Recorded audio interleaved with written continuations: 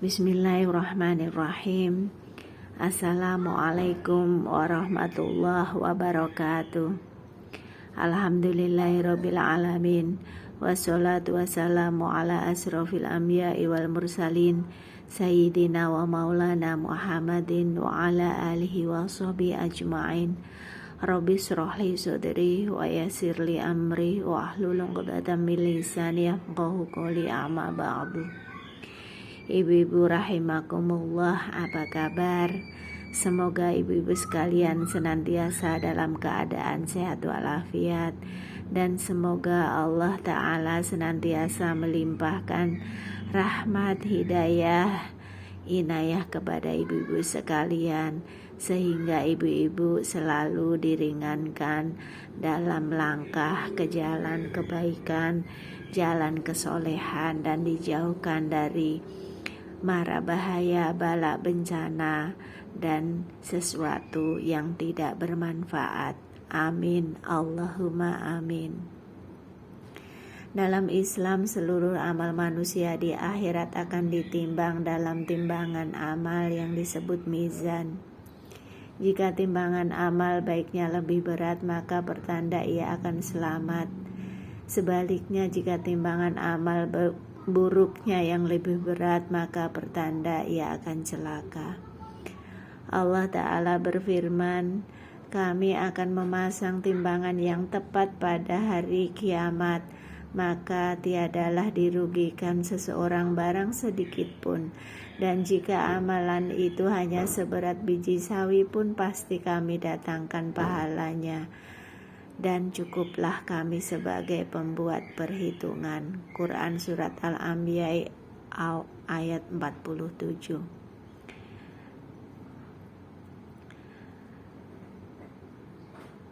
Ada beberapa amalan yang memiliki pahala besar dan dapat menjadi pemberat timbangan amal kebaikan kita. Di antaranya, pertama, akhlak yang baik. Dari Abu Darda radhiyallahu anhu, Nabi Shallallahu alaihi wasallam bersabda, tidak ada sesuatu yang lebih berat dalam timbangan seseorang mukmin pada hari kiamat selain akhlaknya yang baik. Allah sangat membenci orang yang kata-katanya kasar dan kotor. Hadis riwayat Tirmidzi. Jadi orang yang berakhlak baik adalah orang yang menjaga hati saudaranya dengan menahan diri untuk tidak berkata-kata yang kasar ataupun kata-kata yang kotor, mencela, menghina, mencaci, dan lain sebagainya. Jadi itulah ukuran akhlak seseorang, karena apapun yang keluar dari lisannya itulah wakil dari isi hatinya. Semoga kita senantiasa bisa menjaga lisan dan memiliki akhlak yang baik. Yang kedua, bersolawat atas Nabi Muhammad Sallallahu Alaihi Wasallam. Rasulullah Shallallahu Alaihi Wasallam bersabda, sesungguhnya sholawat atas Nabi Shallallahu Alaihi Wasallam termasuk yang memberatkan timbangan. Hadis riwayat Al-Hakim dan Imam Al-Tirmidzi. Seperti yang sudah kita lakukan bersama, kita menghidupkan, menyemangatkan diri kita untuk senantiasa bersolawat kepada Nabi Muhammad Sallallahu Alaihi Wasallam. Kita bisa bersolawat bersama-sama, kita pun bisa bersolawat sendiri, dan waktunya sangat luas. Mari ibu-ibu kita istiqomahkan bersolawat setelah sholat, kemudian di sela-sela kegiatan kita sehari-hari, sambil beraktivitas mengerjakan tugas rumah tangga, atau ibu-ibu yang bekerja bisa sambil bekerja sambil bersolawat. Semoga kita termasuk hamba umat Nabi Muhammad yang mendapatkan syafaat dengan memperbanyak sholawat, dan sholawat ini termasuk dalam golongan pemberat amal baik. Kemudian yang ketiga, ucapan alhamdulillah. Rasulullah Shallallahu Alaihi Wasallam bersabda, ucapan alhamdulillah memenuhi timbangan mizan. Hadis riwayat Muslim. Berikutnya yang keempat, rajin membaca kalimat la ilaha illallah. Rasulullah Shallallahu Alaihi Wasallam bersabda, kalau sekiranya 7 petala langit dan bumi dan segala isinya diletakkan pada satu piring timbangan, sedang la ilaha illallah diletakkan pada sebelah lain, niscaya kalimat tauhid itu akan lebih berat langit dan bumi. Seperti itu. Jadi ibu-ibu bisa mengistiqomahkan membaca kalimat la ilaha illallah. Seperti zikir wirid setelah sholat kita telah membaca 33 kali ibu-ibu ya. Dan ini ibu-ibu bisa tambahkan lagi di waktu lain di luar ba'da sholat agar kita mendapatkan keutamaan seperti tersebut di atas. Kemudian yang kelima, sering mengucap tasbih.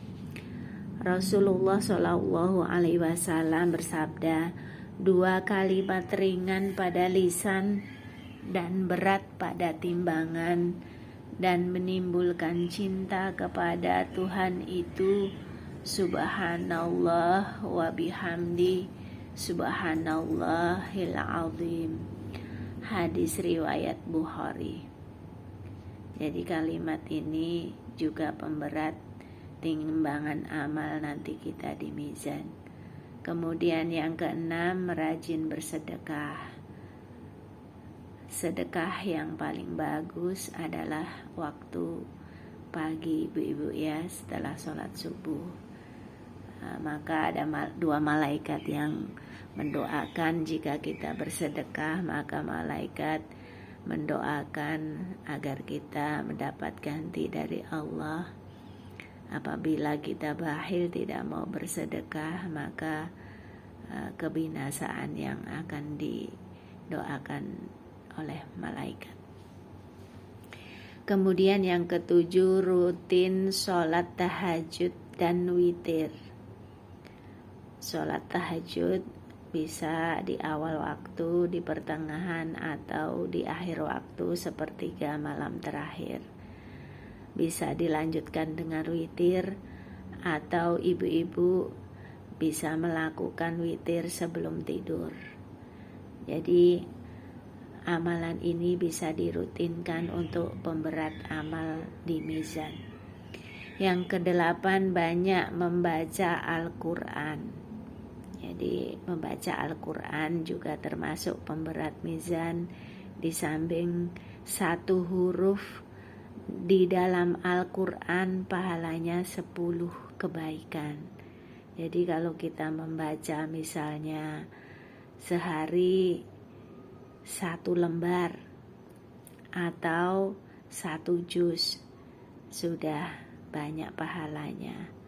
Dan ini termasuk amalan pemberat mizan.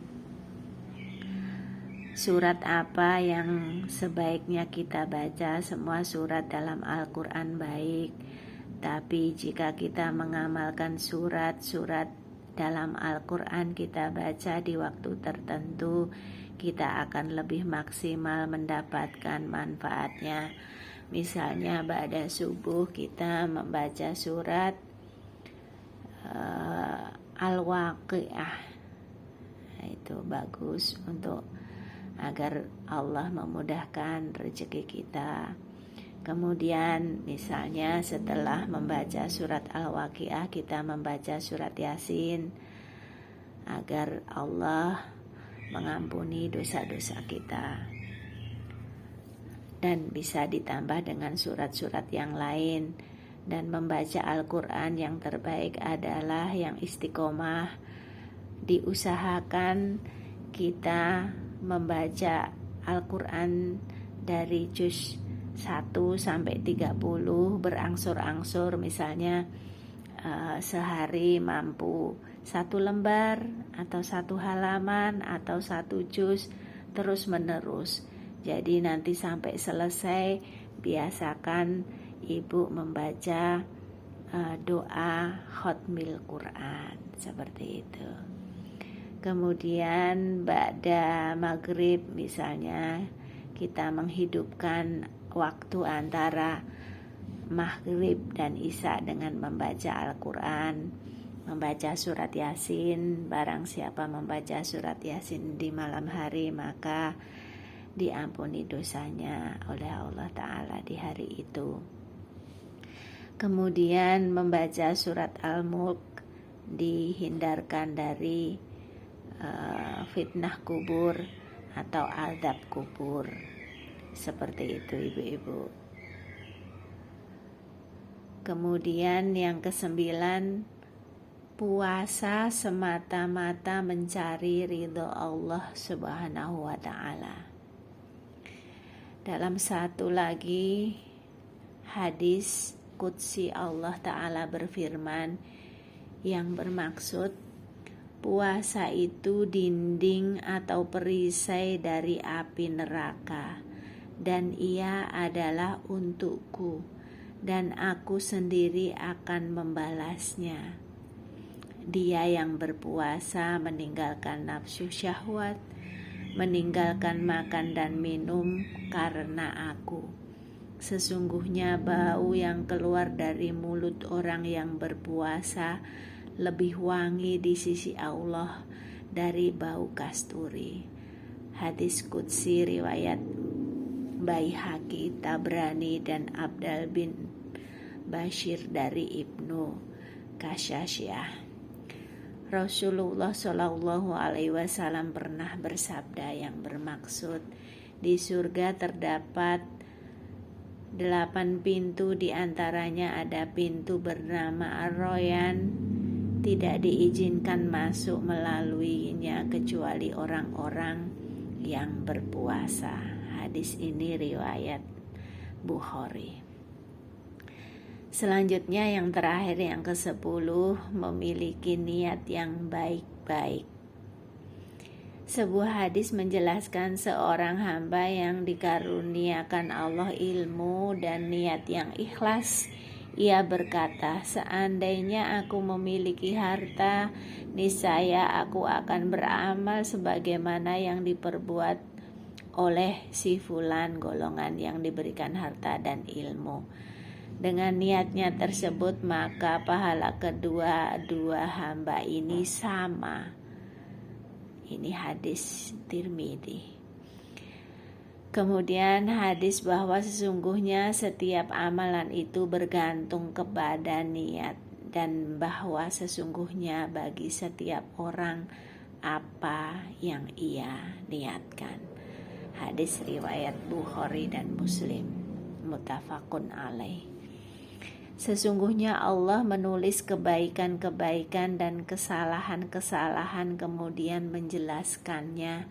Barang siapa berniat melakukan kebaikan namun dia tidak jadi melakukannya, maka tetap menuliskannya sebagai satu kebaikan sempurna di sisinya. Jika ia berniat berbuat kebaikan kemudian mengerjakannya, maka Allah menuliskannya di sisinya sebagai 10 kebaikan hingga 700 kali lipat. Barang siapa berniat sebuah keburukan namun dia tidak jadi melakukannya, maka Allah menuliskan di sisinya sebagai satu kebaikan yang sempurna. Dan barang siapa berniat berbuat kesalahan kemudian mengerjakannya, maka Allah menuliskannya sebagai satu kesalahan. Hadis ini diriwayatkan oleh Bukhari dan Muslim. Maha suci Allah yang sangat murah dan maha penyayang, bahwa kita melakukan kebaikan belum melakukan, baru berniat sudah ditulis satu kebaikan. Kemudian kita melakukannya, mewujudkannya, ditulis 10 kebaikan, bahkan dilipat gandakan. Kenapa bisa dilipat gandakan? Allah melihat dari keikhlasan kita, dari ketulusan hati kita. Maka Allah yang maha tahu, dan Allah maha berkehendak melipat gandakan pahala untuk hamba-hamba yang dicintainya. Kemudian apabila kita berniat melakukan keburukan, Allah tidak buru-buru mencatat itu sebagai dosa. Hanya berniat tapi tidak melakukan, tidak ada catatan apapun. Beda dengan kebaikan. Kemudian misalnya kita berniat buruk, kemudian tidak jadi melakukan, malah dicatat kebaikan karena kita sudah membatalkan keburukan. Allah menghargai pembatalan itu. Kemudian kita misalnya berniat melakukan keburukan dan benar-benar melakukan keburukan itu, yang dicatat hanya satu keburukan. Beda dengan kebaikan. Kebaikan tadi kalau benar-benar dilakukan dicatat 10, bahkan dilipat gandakan sampai 70 ribu. Masya Allah, Allah benar-benar maha pengampun, maha pengasih, penyayang. Dicatat hanya satu. Semoga kita senantiasa selalu menyadari, mengenal siapa Allah, apa-apa kebaikan Allah, apa-apa kemurahan Allah, bagaimana keagungan Allah. Seperti itu ibu-ibu. Semoga bermanfaat. Billahi taufik wal hidayah. Wassalamualaikum warahmatullahi wabarakatuh.